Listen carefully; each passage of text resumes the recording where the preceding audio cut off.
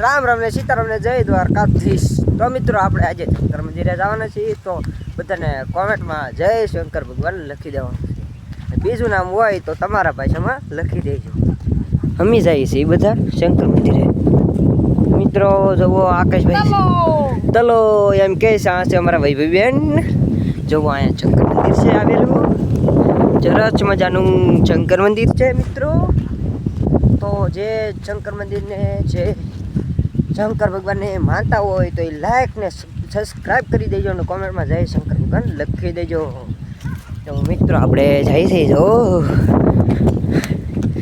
જો મિત્રો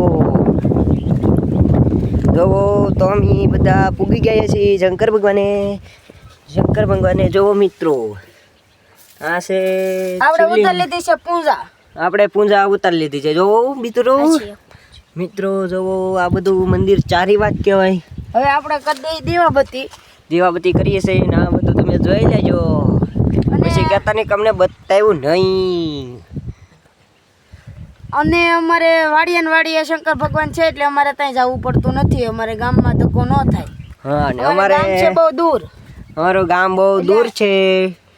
અહીંયા શંકર ભગવાનનું વાસ છે એટલે આમ શંકર ભગવાન રાજી છે। અહીંયા દીવાબત્તી અમે કરી છીએ એટલે ને શંકર ભગવાનને અમારી માથે બહુ મેર છે।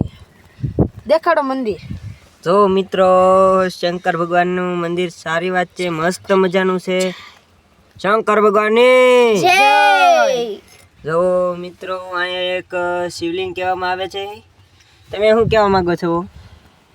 અમારી વાડીમાં બહુ છે એટલે શંકર ભગવાન છે એટલે બહુ અમે રાજી છીએ ને આ ચેનલને સબસ્ક્રાઈબ કરી દેજો મિત્રો। આપણે કરી નાખીએ દીવાબત્તી। જો આ છે બાકસ ને આ લાવ્યા છે એ વાઈટું આપણે ને વાઈટું હવે અહીંયા મૂકશું। જો આકાશભાઈ મેં કહેશે વાઈટ ને તમને બતાવીએ। હવે જો મિત્રો આપણે કરી નાખી છે દીવાબત્તી। જો મિત્રો આપણે આકાશભાઈ દીવાબત્તી કરે છે જોવો। તા સુધી સબસ્ક્રાઈબ કરવાનું ભૂલતા નહીં। આપણે મિત્રો વ્લોગ અહીંયા પૂરો કરી દઈએ છીએ। જય દ્વારકાધીશ ને જય શંકર ભગવાન। આવજો।